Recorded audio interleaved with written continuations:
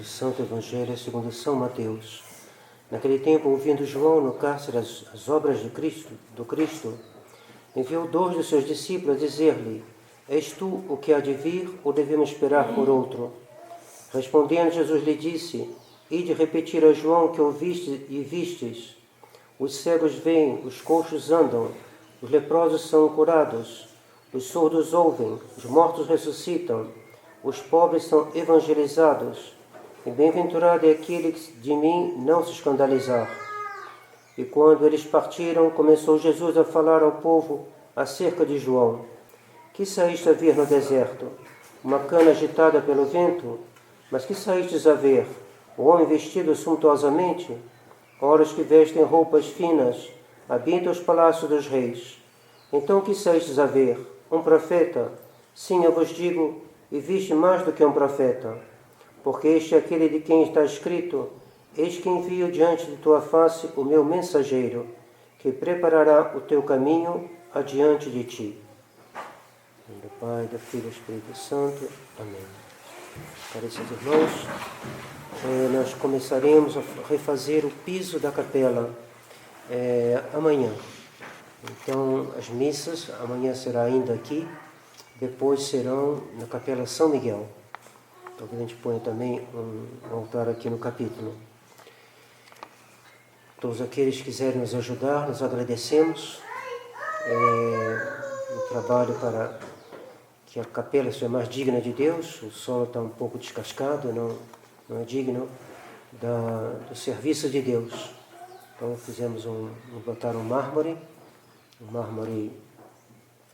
cinza com manchas pretas também, um pouquinho claro, domina o cinza, e penso que ficará bem, que será de granito, então não haverá mais o problema que nós estamos tendo, que está um pouquinho indecoroso, né? A entrada ali, e aqui na parte dos montes também não está bem. Então começaremos amanhã a tirar as coisas, terá a missa de amanhã ainda, por volta das 11, e depois, à tarde, começaremos a tirar os bancos para refazer esse piso.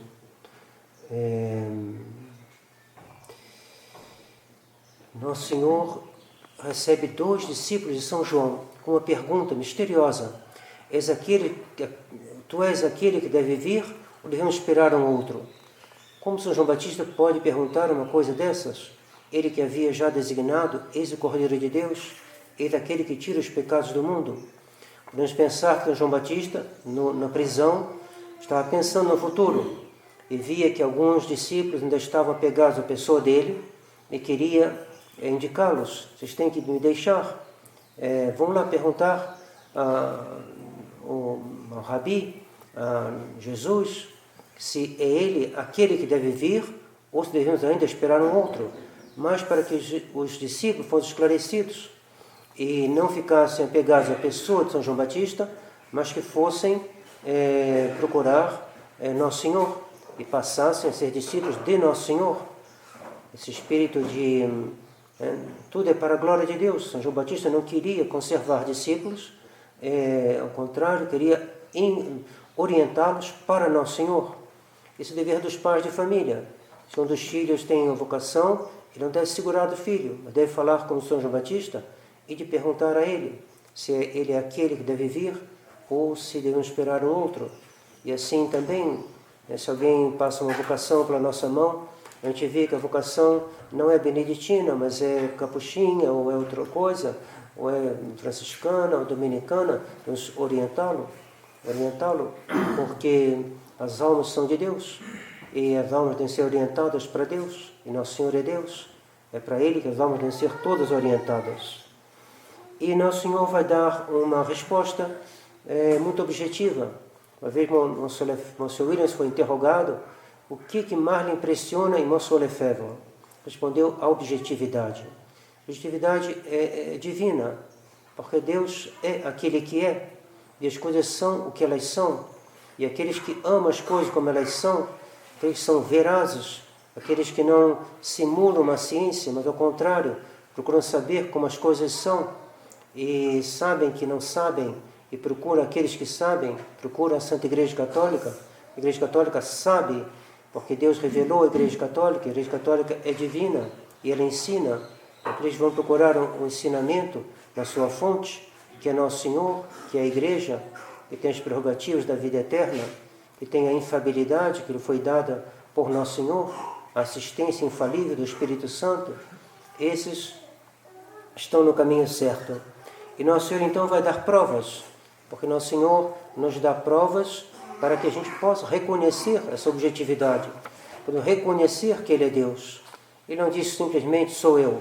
Ele ide dizer a João o que ouvistes e vistes. Ouviste o que? A doutrina de Nosso Senhor. Ouvi essa doutrina. Veja que essa doutrina ela é divina. Então, ide dizer a João o que ouvistes. E depois o que viste, os milagres. Os coxos andam, os cegos veem, os surdos ouvem, os leprosos são curados. E depois o mistério da cruz. E bem-aventurado aqueles que não se escandalizarem de mim. Diz antes, e os pobres são evangelizados. Aqueles que são desapegados deste mundo, aqueles que não se apegam às riquezas, estes recebem a doutrina do Evangelho. E felizes aqueles que não se escandalizarem de mim. Ele já anuncia a sua paixão de maneira discreta, mas ele anuncia a sua paixão. E São João, escutando isso, certamente explicou aos seus discípulos: Ele é o Messias, Ele morrerá na cruz, sigam a Ele e não a mim. Ele estava na prisão, no castelo de Herodes, ia ser decapitado dentro de pouco. Talvez ele sentia que talvez Deus tinha revelado a ele que ele não sairia daquela prisão. Ele então já orienta os seus discípulos para seguirem Nosso Senhor. Como todos sabem, nós estamos estamos tendo nosso retiro anual. O retiro segue um pouquinho essa mesma... segue o plano da redenção. O plano da redenção. Nosso Senhor veio para quê? Para morrer na cruz. Por quê? Ele veio para morrer na cruz por causa da situação em que nós estávamos. Então, Nosso Senhor veio para curar aqueles que estavam feridos. Todas essas enfermidades físicas são o reflexo, de certa maneira, das enfermidades da alma. Se Adão não tivesse pecado, não haveria coxos, não haveria cegos, não haveria surdos, não haveria leprosos, não haveria ninguém com câncer, não haveria tudo que é deficiência física, teve a sua origem no pecado de Adão. Então, a gente começa no retiro vendo as feridas que o pecado de Adão fez em nossa alma, que são as mais importantes.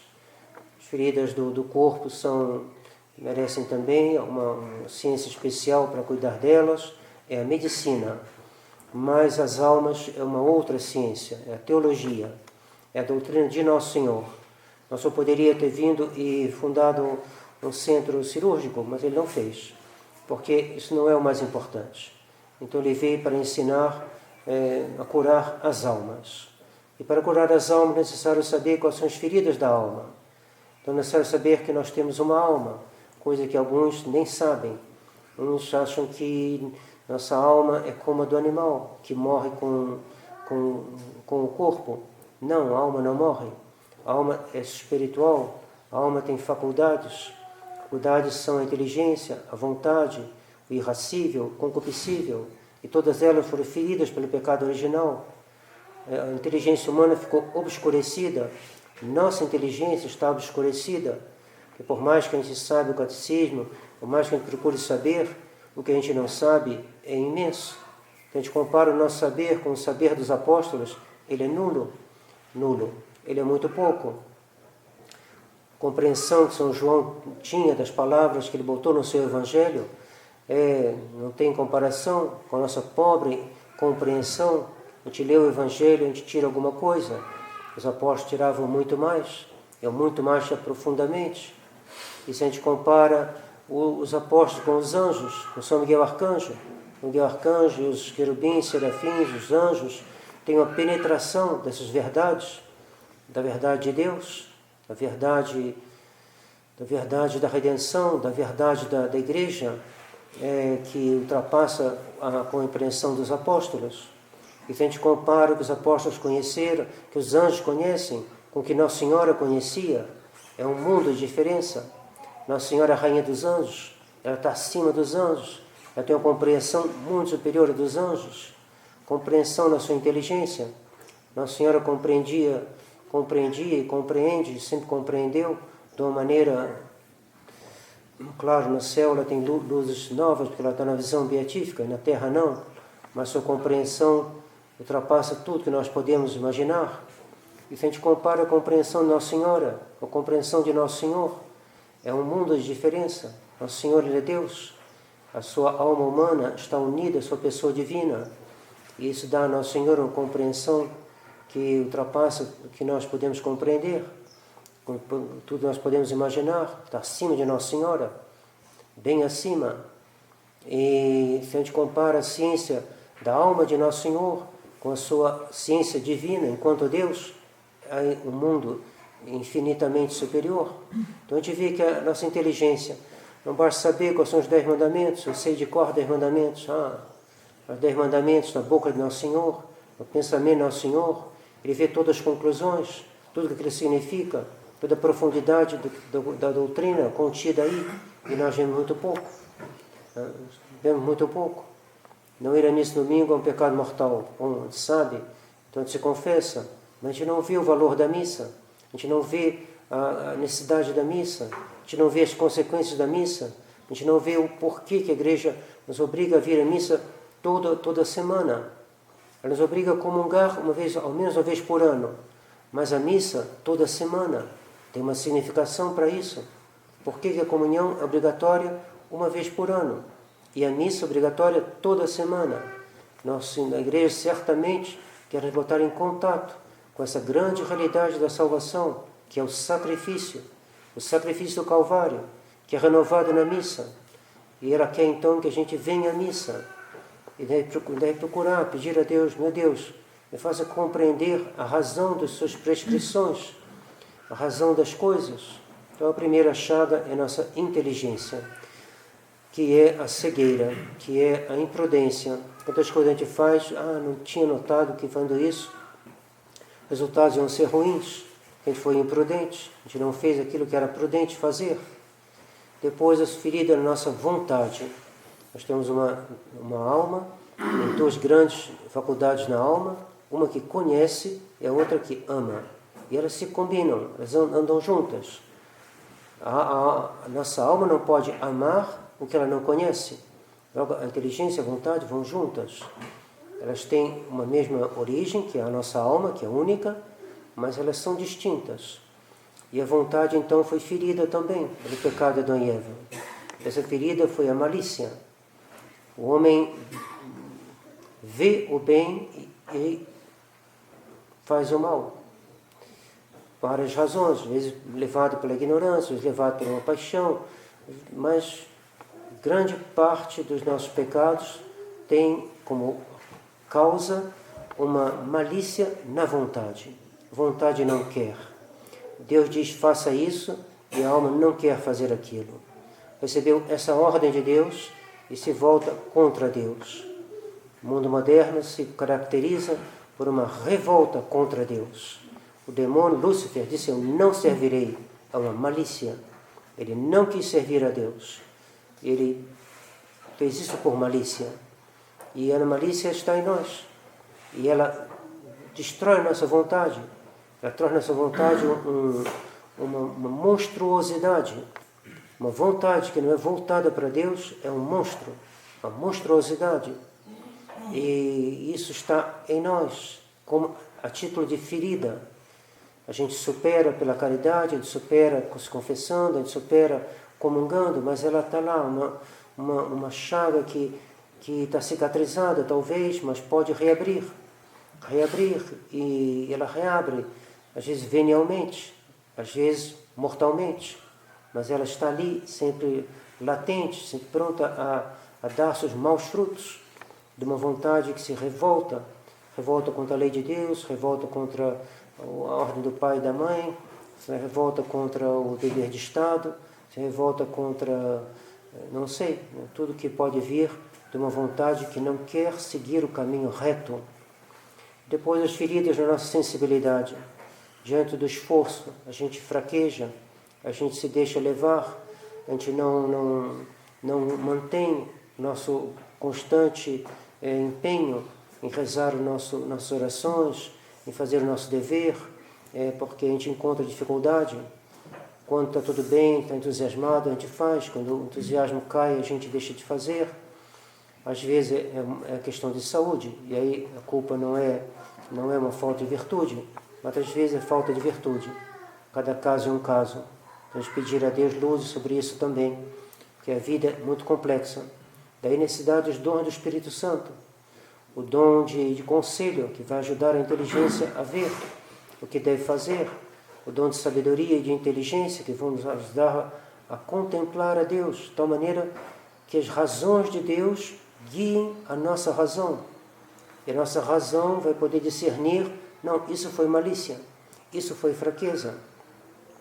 Para ajudar no exame de consciência, pedir ao Espírito Santo que nos ilumine, para que eu julgue meus atos como Deus os julga. Para que eu não fique na ilusão, achando que não é pecado o que é pecado, ou ao contrário, pensando que é pecado aquilo que não é pecado. Como é complexa a vida humana. E para isso eu preciso dos dons do Espírito Santo. Dom de inteligência, dom de sabedoria, dom de conselho, dom de ciência. Quantos dons para esclarecer a minha alma, pobre alma, pobre alma, no meio dessa confusão do mundo, confusão tentada pelo demônio, desnorteada, levada para um lado e para o outro, pelas paixões, mal aconselhada pelos maus exemplos que o mundo dá. E hoje os que vão para a universidade, que perigo, quantas coisas contra a verdade são ditas, e isso influi na vida das pessoas, que elas escutam uma coisa, voltam para casa meio tontas, e depois acabam fazendo coisas que não condiz com nada. E depois, finalmente, essa ferida na temperança, ferida no concupiscível, que faz com um bebe demais, o outro come demais, o outro se deixa levar por uma curiosidade malsã, o outro se entrega à impureza, e assim tudo está ligado a essa intemperança, essa ferida também que está na alma. E todos nós temos todas essas feridas. Só quem não teve essas feridas é Nossa Senhora. Só quem não teve essa ferida é Nosso Senhor, que é Deus. A sua natureza humana infinitamente íntegra, infinitamente santa, nunca teve nenhuma ferida, mas nós temos a ferida. Mas fomos batizados, o Espírito Santo habita em nós, somos o templo do Espírito Santo. Sim, mas cuidado com esse templo. Olha o piso, como está o piso. Bota aí um granito. Tá, um granito, sim. Então vamos botar um granito. E esse granito está posto, olha, está bem posto, está bem sólido. Enquanto está nessa vida, o granito pode quebrar, pode trincar, porque não está bem assentado. Na visão beatífica será assim, o granito definitivo será melhor que o granito, e ali não haverá mais nenhuma flutuação, nenhuma hesitação, que a alma estará centrada em Deus, vendo a Deus. Mas aqui na terra, a gente não vê a Deus. E como a gente não vê a Deus, às vezes a gente vê o que tem que fazer, às vezes já não vê mais. Às vezes está, sim, eu devo fazer mortificação, mas depois já não vê mais. A gente começa a rezar, depois vem a distração, a gente já não pensa mais em Deus. E aí quando se dá conta, a gente volta. Às vezes não volta como devia. Às vezes aceita a distração e faz um pecado venial. Mas às vezes pode ser mais grave. Então assim vamos nós, nesse mar revolto da vida. A vida é comparada a um mar, e a igreja é comparada a uma barquinha. E essa barquinha é acometida pelas ondas, e assim vai a igreja, a Santa Igreja de Deus. Então nós apeguemos bem a Nosso Senhor, apeguemos bem ao médico de nossas almas. É Ele que traz, Ele que nos dá os dons. O dom do Espírito Santo é Nosso Senhor que envia. Ele que enviou aos apóstolos o dom do Espírito Santo, por intercessão da Virgem Maria. Ela não precisava da festa de Pentecostes. Ela já estava repleta do Espírito Santo. E ela intercede pelos apóstolos. Certamente houve um aumento, sempre houve um aumento de graça em Nossa Senhora, deve ter havido um aumento nesse momento, mas ela rezava para os apóstolos, que eles precisavam. Eles estavam vacilantes, não estavam muito firmes, apóstolos, até Pentecostes. Tinham medo, e nós também. Qual de nós que não tem medo? Qual de nós que não tem medo de uma perseguição? Nós temos medo, e nós precisamos do Espírito Santo, por causa de todas as fraquezas que estão em nós, obscuridade da inteligência, falta de retidão na vontade, medo que vai contra a virtude da força, e sensualidade está em nós. Então peçamos a Deus. Nosso Senhor pergunta, São João Batista pergunta: tu és aquele que deve vir ou devemos esperar um outro? A resposta nossa deve ser inteira, total. Não devemos esperar um outro. É Nosso Senhor. Mas Nosso Senhor hoje é desprezado. Você ainda vai seguir Ele? Sim, não há outro. Não foi dado aos homens outro nome pelo qual eles possam ser salvos. Mas a ONU não faz nenhum caso de Nosso Senhor. Por que você faz tanto caso dele? Porque a ONU está errada. A ONU está pelo caminho errado. Mas o Brasil está dominado por gente que não liga a mínima o que você está falando. Pobre gente, pobre gente, pobre gente. Nós devemos seguir esse caminho. Mas se o anticristo aparecer e botar aí uma condição, tem que renegar Nosso Senhor, você não vai poder nem comprar nem vender. O que você deve fazer? O que você vai fazer? Vai continuar a dizer que é Nosso Senhor, aquele que deve vir? Se quem segue Ele não pode nem comprar nem vender, que Deus nos dê a graça. Humildemente peçamos a graça de continuar a segui-lo, porque nós não estamos esperando um outro. Tem pessoas que estão esperando outro. Sim, esse outro virá. E quando esse outro virá e tiver as rédeas do mundo na mão, eles vão conhecer o que é ser governado pelos inimigos de Nosso Senhor, o que é ser governado pelo anticristo. E aí verão. Então nós precisamos pedir a Deus que a gente responda como Nosso Senhor. Ouvi e vede, e de dizer a João, e dizer a minha própria alma, que eu diga a minha própria alma: ó minha alma, escute e veja o que fez Nosso Senhor. Escute e o que fez a Santa Igreja Católica. A Igreja Católica fez os santos. A Igreja Católica me ensinou a doutrina, me ensinou a verdade. Que eu fique com ela, que não me escandalize de ver ela hoje ultrajada, ver ela hoje desonrada, ver ela hoje sem autoridade, aparentemente, traída pelos seus. Devo estar com ela. Que, pela graça de Nosso Senhor, pela intercessão da Virgem Maria, a gente possa acompanhar a Igreja nos seus mistérios dolorosos. Essa Igreja está sendo flagelada, coroada de espinhos, crucificada, posta aparentemente à morte. Fiquemos com ela. É dela que sairá a salvação do mundo, é dela que depende a nossa salvação. Cremos em Nosso Senhor, cremos na Igreja Católica, cremos na comunhão dos santos, cremos na vida eterna e nessa fé queremos viver e morrer. Nessa esperança do seu socorro de Deus, queremos viver e morrer. Pela intercessão da Virgem Maria. Em nome do Pai, do Filho e do Espírito Santo. Amém.